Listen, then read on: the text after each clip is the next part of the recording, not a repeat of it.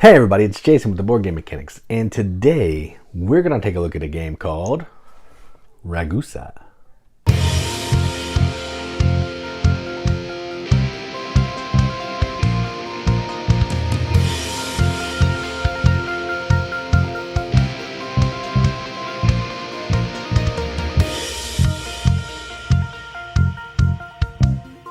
Ragusa is published by Braincrack Games, designed by Fabio Lopiano, plays 1 to 5 players, doesn't have a time on the box, but I don't know, 60 to 90 minutes.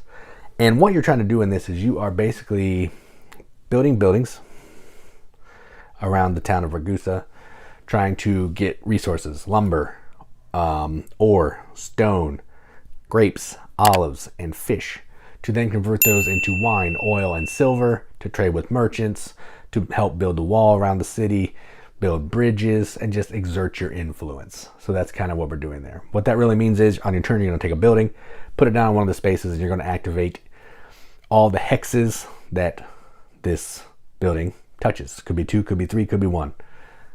That's it. So that's enough talking about it. Let's go on the table. Check it out. All right, so here's a game of Ragusa, all set up for 3 players. So to set up, you're going to first pick the side of the board you want. I picked this side that has a little bit like darker outlines around the spaces that you're going to be using, but there's another side that these are a little more blended into the art. So pick a side of the board. You're going to put one of these discs on each of the 1 here. Then you're going to shuffle the boat cards and flip them and fill up all the spaces face down, so you have the good side up, and then you're going to adjust the tokens for all the goods based on the number of arrows, which I've already done. Then each player is going to get their player board, 3 markers set at 0. In a 3-player game, you'll get 12 houses, you'll get a bunch of bridges, you'll get your resource trackers, and you're going to get 3 cards, 3 bonus cards that you're going to keep 1 of. And I'm going to play as a green player, so we'll show you what these look like. So this is going to give me 1 point for every 2-point boat that I score, up to 12 points. This will give me 2 points for each complete set I have at the end of the game. And this will give me 2 points for ships of that type. And I think I'm going to keep that one because I can see that there's a ship down there right now. So I'll keep that one. I'll keep it face up so we can see it here. And then the rest we'll just go at the bottom. And I'm just going to randomly keep 1 for the rest of these because we're not going to focus on them a ton. But they'll all do the same thing. And then cards go back. All right, then this card can just hang out. All right, then your score marker will go on 0 up here, like I have done. All right, so now we're ready to play. The game is pretty easy. On your turn, you're going to take a building, and you're going to put it on a location on the board and take the action. So what the locations are going to do is they're either going to generate resources, which are all the fields out here. So there's lumber, ore, stone, fish, olives, and grapes.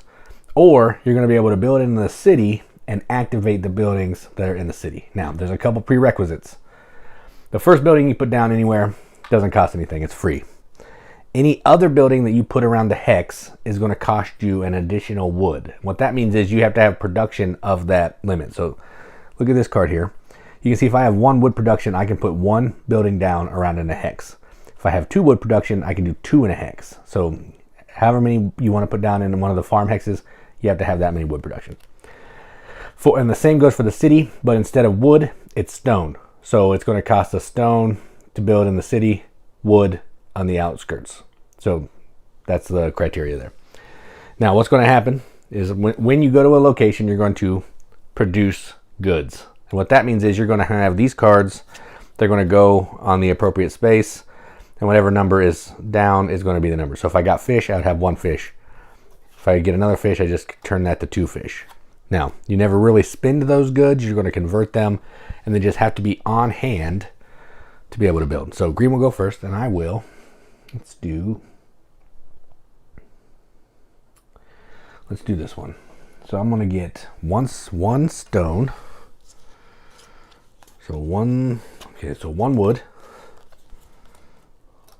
1 stone, and 1 ore. Right? Yes. So I put all these down like this, and that's my turn. All right. Done. Then we're going to go to blue. Blue is going to do a similar thing because you really need to go out here first to get some stuff. So let's do,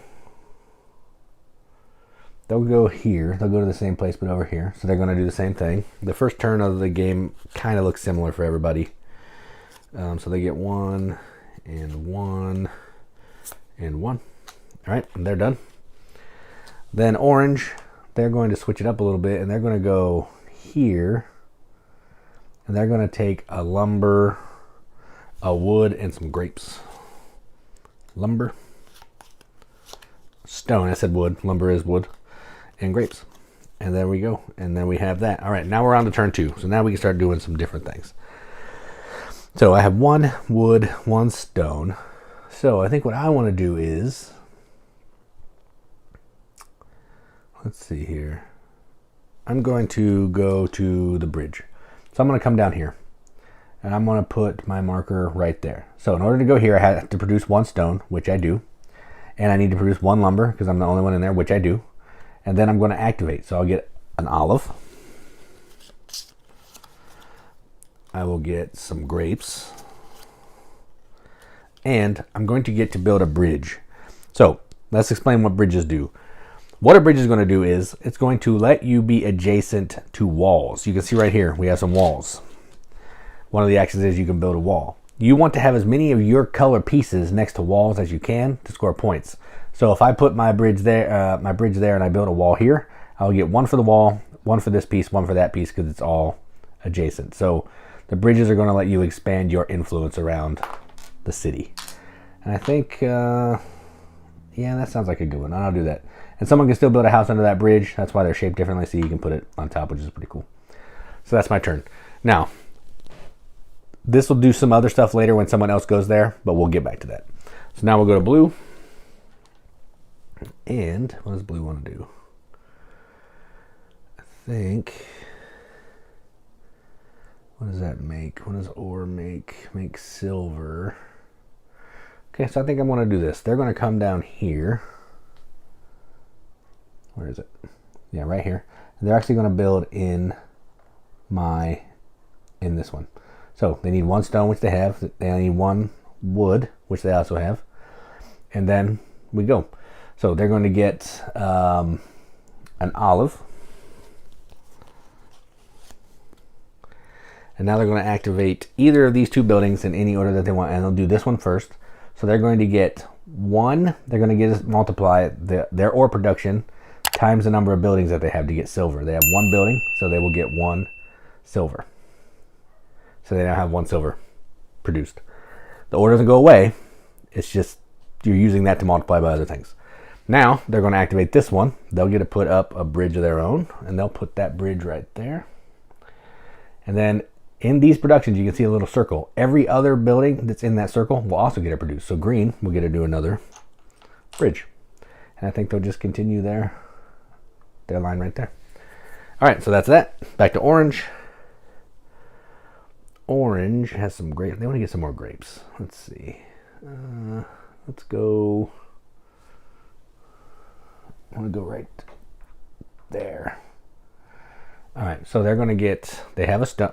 They're going to get a grape, which bumps them up to 2 grapes, and they're also going to get an olive. And now they are going to be able to take the action of the wall. So they're going to get to build a wall. So what that happens there is you take one of these wall pieces, and then you're going to put it on any wall space around the city. They're the little sections right there. You can see them, so a wall doesn't go there, it just goes on the outside. And they're actually just going to put it right there. That'll give them 1 point for the wall, then 1 point for every color of their building, so they'll get 2 points. So they're now in the lead with 2 points. All right, back to green. Green wants to, I need some more stone. Let's go get another stone. Let's go over here, because I don't have enough wood. We'll go here. So I'm going to get 2 wood and a stone. So now I'm at 3 wood and 2 stone. And that's my turn. All right, so blue did some silver. So now let me show you why they did that. So they're going to take their building and they're going to come down. Do they have olives? Yeah, they'll come down here. All right. They have 1 stone. They're good. They only have 1 building. Then they're going to activate these 3 buildings in any order that they want. This isn't in game, so it doesn't do anything right now. It's just going to give you points for every set of silver, wine, and oil that you have. So that's at the end game. We don't care about that right now. Then they're going to produce oil, or what is that? Yeah, oil, olive oil. So it's number of houses times their oil production. They have 1, so they get 1 olive oil. Then they're going to use the market. So this is this action I wanted to show you. The whole reason that I put this person here. When you activate the market, you're going to trade with one of these ships, score points, and then you're going to have a card of that good. So the way this works is you're going to see down here there's a cost.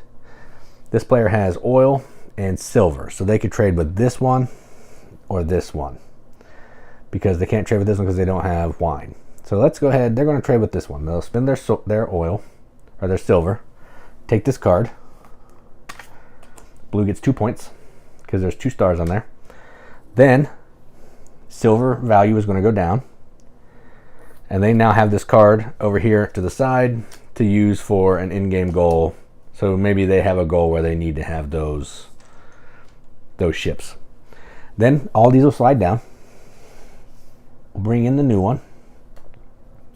It'll advance wine value up, and then the card will flip, and we now have 5 ships that we can still continue to trade with. All right, we'll do orange one more, and let's see. Orange will. They have 2 olives. Let's get some olives in here. So they're going to go here. All right, so that's going to. They have 2 grapes. So that'll up their olive production. They're going to get to build a bridge, so they'll build the bridge right there. Then green will get to build a bridge. They'll build a bridge right there. And then blue will get to build a bridge, and they will build their bridge right there.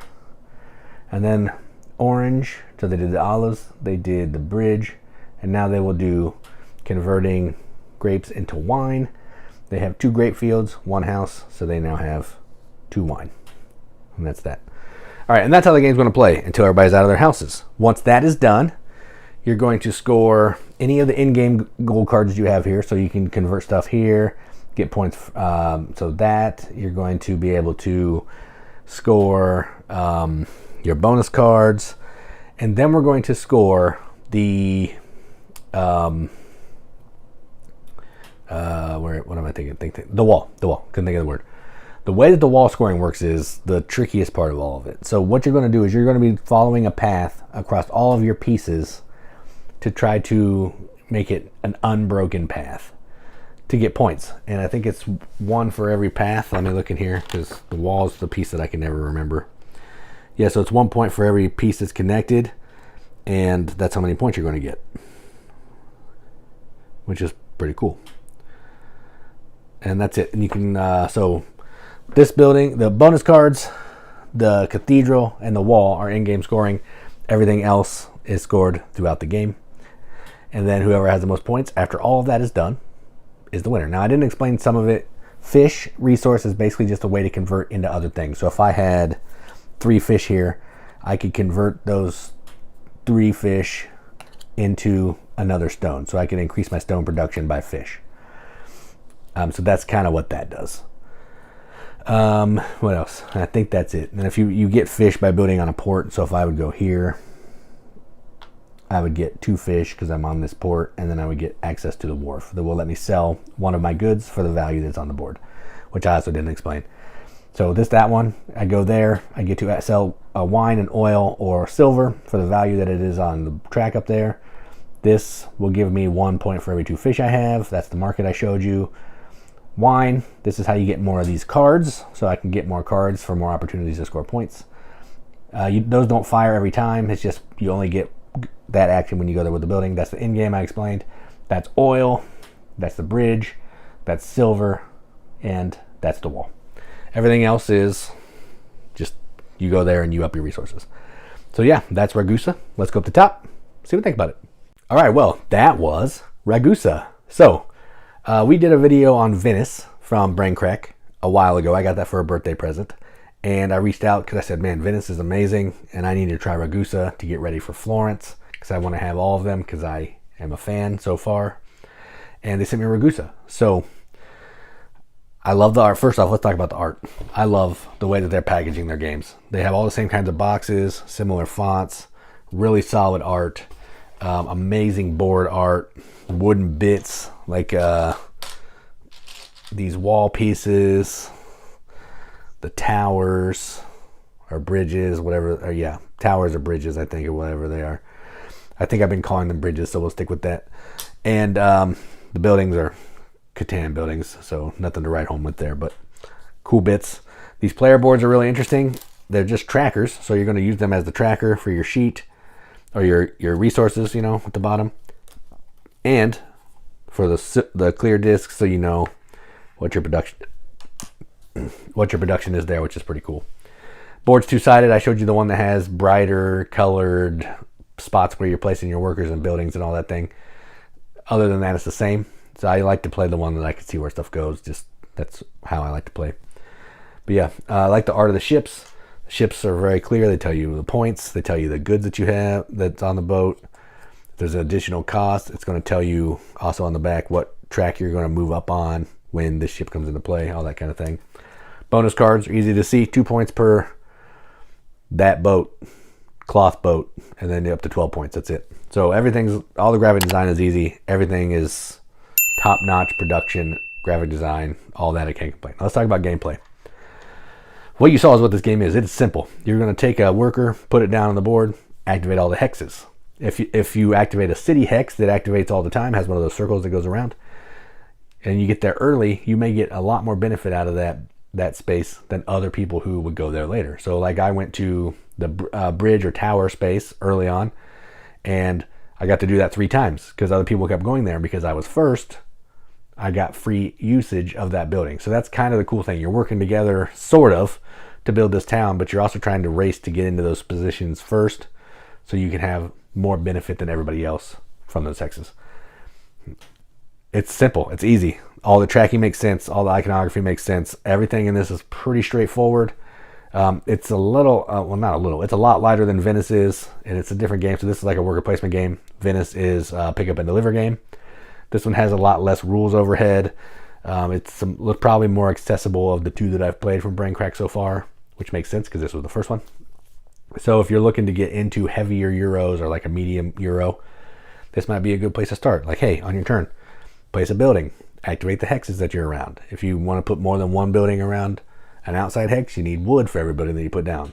Easy to explain, easy to teach, and I think it's easier to get going than some of the other Euros that you may have in your collection or may want to play. So I'm going to give this a BGM accepted seal. I'm going to give this a 7.5 out of 10 on BGG, which is a 3.75 out of 5 wrenches on our arbitrary wrench scale. That means absolutely nothing, but we like to give it the games that we enjoy, and that's what I'm going to do. So that is Ragusa from Brain Crack Games. I'm Jason with the Board Game Mechanics, and as always, keep gaming.